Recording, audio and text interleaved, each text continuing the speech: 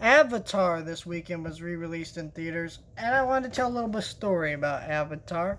I saw this shit when it came out in 2009, 13 years ago, and let's just say I remember nothing about it.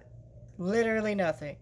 Now, to its credit, the film's credit, I was young, like I was a kid, like 19 now, so I must have been about 5. Yeah, I was 5 when Avatar came out. So, and I've seen it, and I remember nothing about it. I remember it being the highest grossing movie of all time because that's the shit that everybody says. Um, and there's blue people. You know, I remember more the live action Avatar, the last Airbender movie, than I remember this movie. And that's just sad. So I knew when this was coming out, I knew I had to go see this in theaters because, I mean, it's been so long since I've seen Avatar that, of course, I was gonna go watch this in theaters. And seeing it again made me realize, oh, no wonder I remember nothing about this movie. This movie's not great. It has great moments. Particularly, I guess we'll start with what's great about this movie, and then we'll get into kind of the negatives.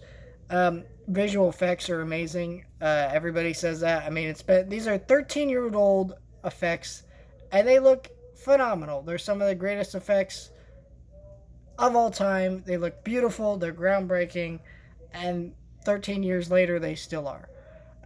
They're basically the 2001 special effects of their time, and not to say that they're nearly as great as a movie like that is, but just the fact that you know that movie's 50 years old and you're hard pressed to find special effects that look as good as 2001, and you're gonna probably be able to say the same about the Avatar movies because when they showed the scene at the end of the trailer at the end of this movie for the new Avatar, and you see the effects for the new one, it's like whoa. So it looks even better. So that's where we're at.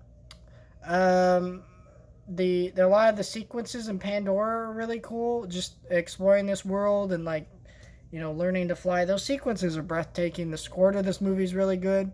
Something I never really noticed before. But then again, I watched this movie when I was a 5. Again, there's a lot of things I didn't notice about this movie. Most of my knowledge of Avatar has actually just been the reception afterwards because I haven't seen the movie since I was probably like 5.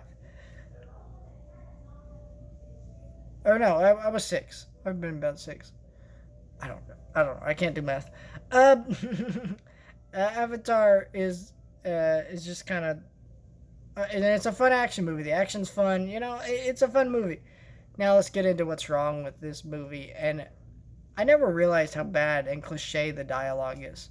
There's literally a moment where Jake and Neytiri meet in this movie, and she says, "You got a strong heart," and I just immediately went, "Oh, they're gonna fall in love."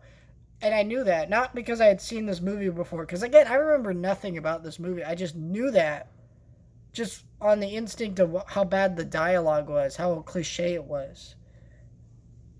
Same thing with when the villains want to get this thing. What's the thing that they want to get that they're having a hard time getting? Oh, unobtainium.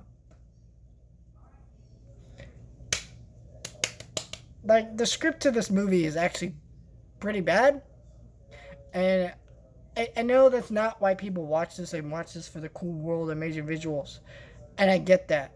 But the script is so bad throughout a lot of this, it almost makes some scenes hard to watch.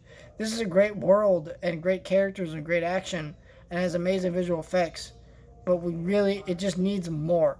And I'm hoping that's what the sequels are going to give us, but I don't know if that's what the sequels are going to give us. But I still liked watching this movie. I thought it was fun. Just a little disappointed that it was so weak of a movie, just to be honest, for me personally.